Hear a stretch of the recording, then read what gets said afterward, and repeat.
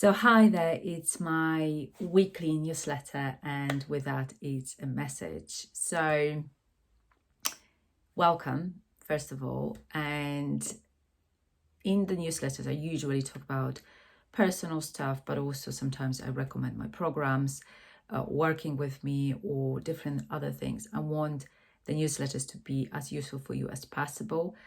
And I truly believe that reading emails is how I want to convey my message, because I want to give it to the people who have a little bit of time to read the message and take it and make it theirs. I think we are very used to now consuming a lot of different things on social media and scrolling, but not actually taking anything for us. So I believe that newsletters and coming back to emails and this kind of YouTube messages, I think is the best way to really connect, because you can always respond by hitting the reply button to the newsletter, and then that's how we can build a connection. And of course, I'm inviting you to the Facebook group, the Awaken Life Collective, where I talk about different things. I'm transformational health and life coach, and I'm also a mindset coach, a person who work on the mind with people and how they can connect mind and their body and soul together to create the best life they can. And I'm doing this in a very authentic way, because I don't believe that life is always happy, but it's all about how we manage our mind and how we feel in our body about certain things. And because where I am in my life, I want to talk about grief today. Now, one of the things I just want to have the message in here, that I have been reading the book by Gabor Mate, When the Body Says No. And one of the biggest problems for people, and something which quite often we don't realize, is that we cannot be our authentic self because we are afraid of judgment and everything else. And this is, I guess, that what is happening with social media, that in very vulnerable moments where the life is not the happiest, like it is when grieving, we may don't want to post anything or talk about it because it's not a happy time. And I think a lot of people feeling like on social media especially, you have to be happy 100% of time, and therefore they are not authentic selves, because this is not how the life works.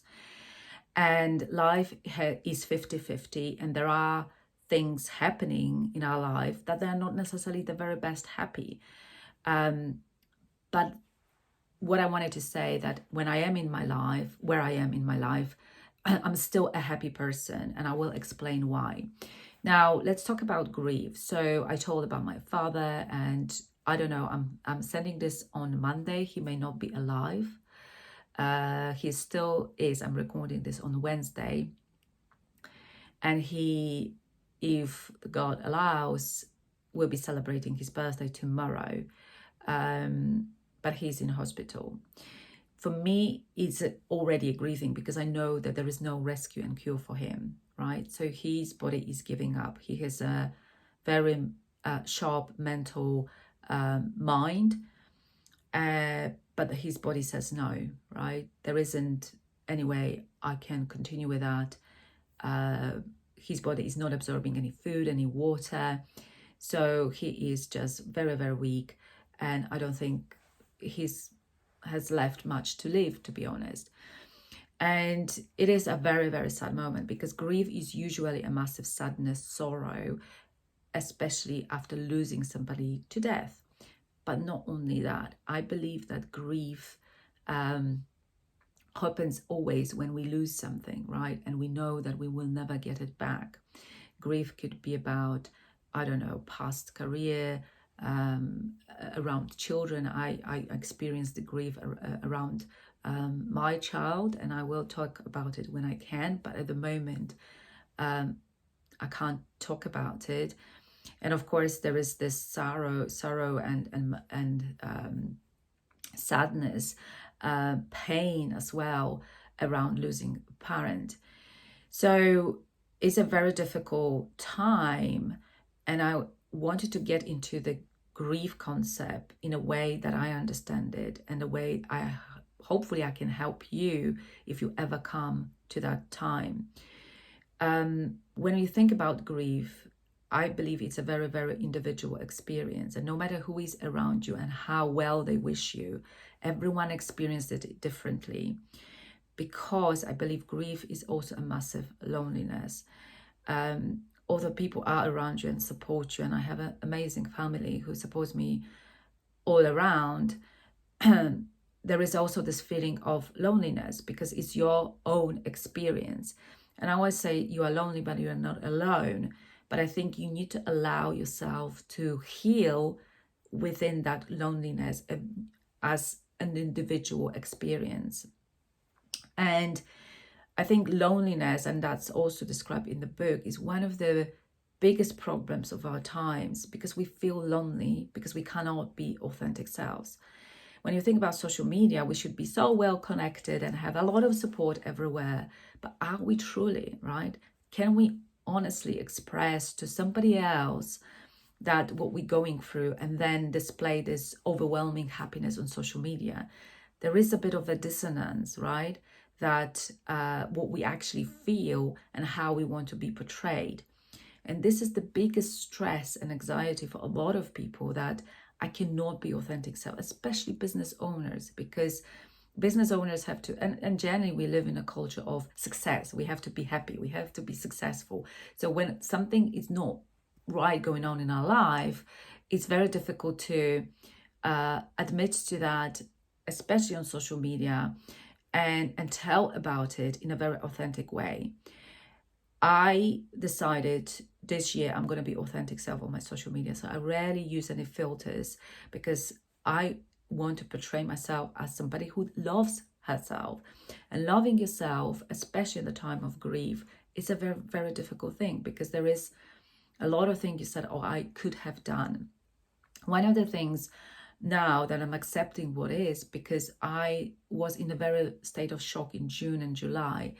And I think I spent the amount of time I wanted with my dad. I cared for him.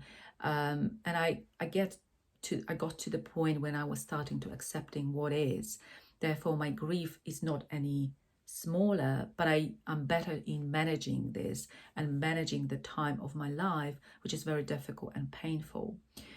And I'm very, very self-aware.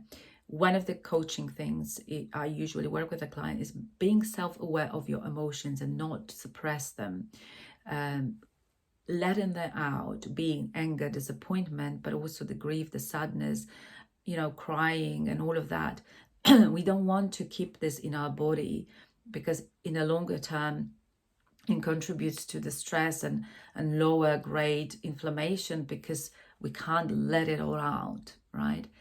And it is work. It is work all the time in terms of how we allow our emotions to be seen and also in front, first of all, ourselves.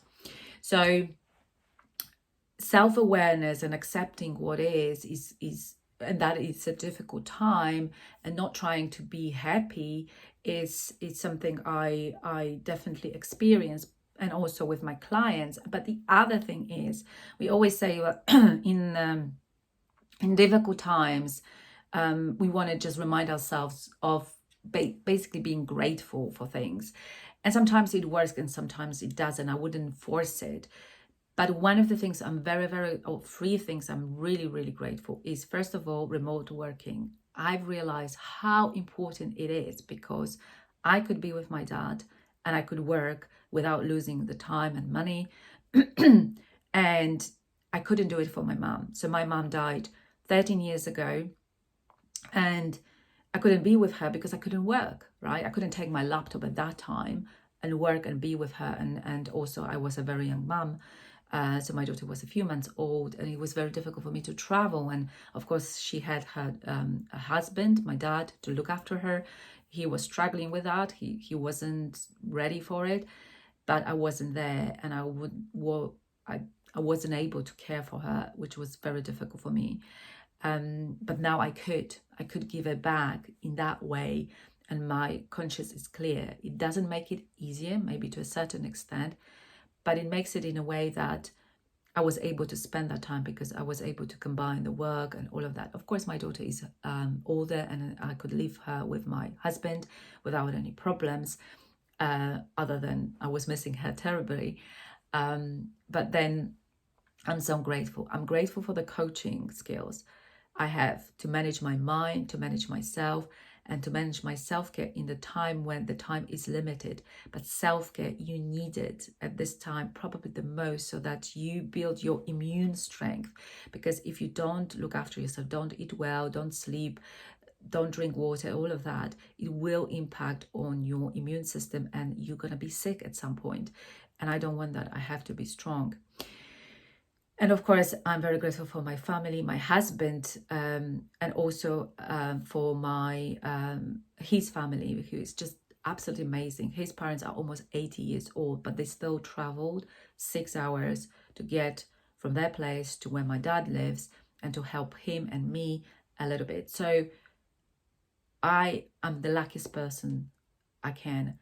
And also because the life I've desired for myself, financially, but not only, because I always believe that the way you are in life is a kind of combination of various factors. But first of all, how you think about it and how you cope with difficult emotions and difficult events in your life, but also how you are able to use it for your benefit and the benefit of your family if you want to, and build something that really is purposeful.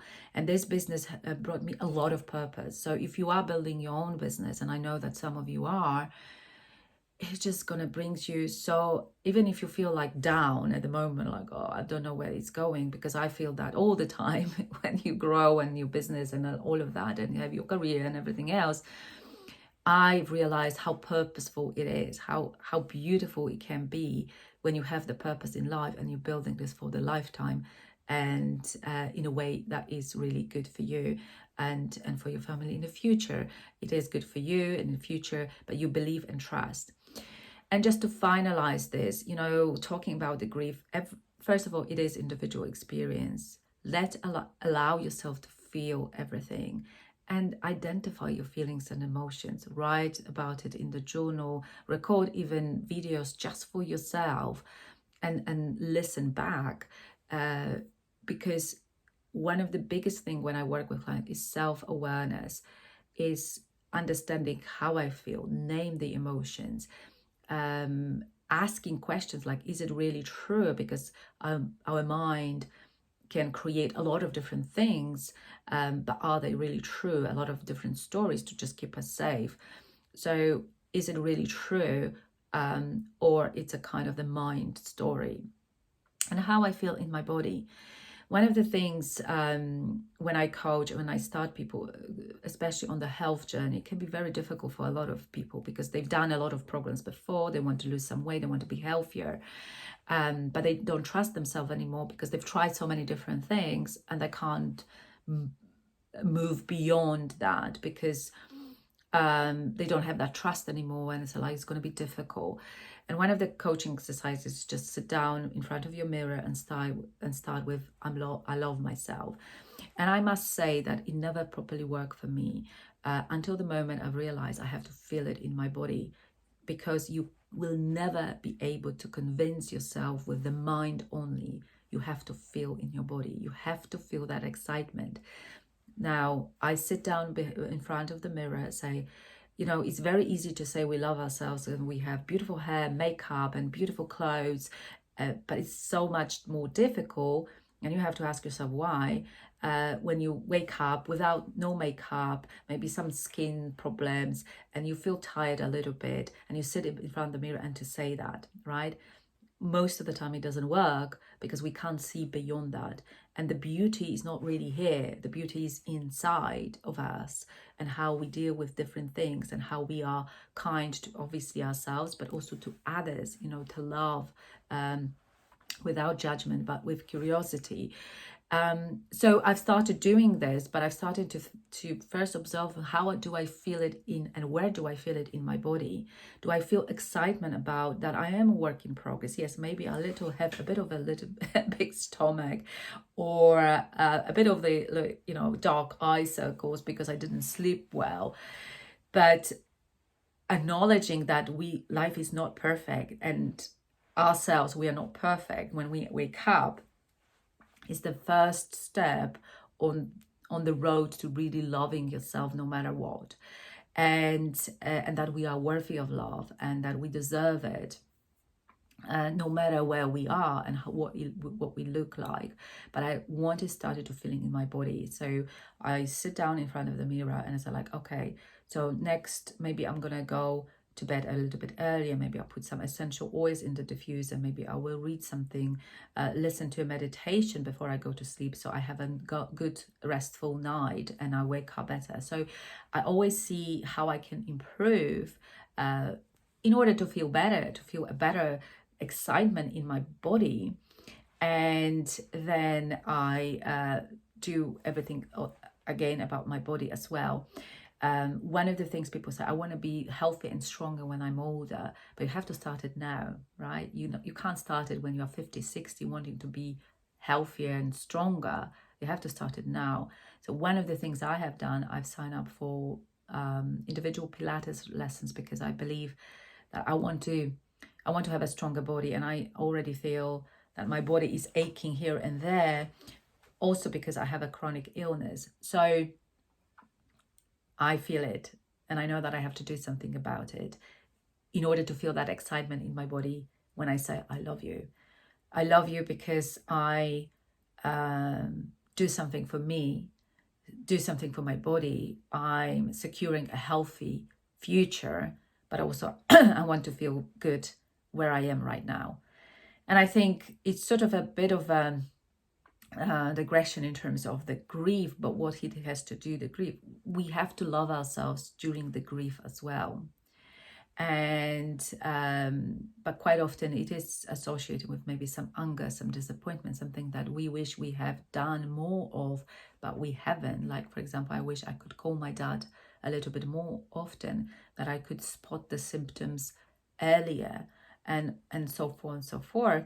And I just feel like it's not a helpful thinking, because I can't help him, as you know, to a certain extent, but I can't do anything beyond that. But also it leaves me in a very vulnerable state where I can't really experience the whole thing.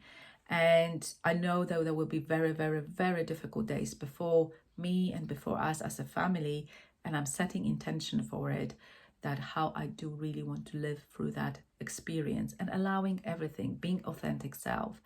So I think for the grief it's very individual. It's really a feeling of loneliness quite often, because it's our own individual experience. Nobody will understand it the way we do. But also understanding that we are not alone, that people are there to support us, and they will listen if we want to tell them. And as a person who supports somebody in grief, I would always focus on hearing, on listening. I've received a lot of advice and everything in June and July, and it was overwhelming. So I had to compartmentalize different things. So like, what do I do first? And I think I follow my intuition, and it worked out pretty well. But this is coaching for you. If you have the skills like that, if you are able to, do that, then it will make the whole thing calmer, better, and with love. I think that's the main important thing. So if you are going through the grief at the moment, so I'm sending you all my love. If you're gonna, all of us will have some kind of grief in our life. So it's just the question, how do you want to live through that experience? Not suppressing your emotions, and understanding that it is a difficult time. We don't necessarily have to learn the lesson from it right the way, because we want to have that time for ourselves to feel our emotions, our pain, and then learn when we want to, rather than being pressurized to feel that we need to learn from this experience. We have to live that experience first, and in living it, loving ourselves the best we can. Take care, and all the best.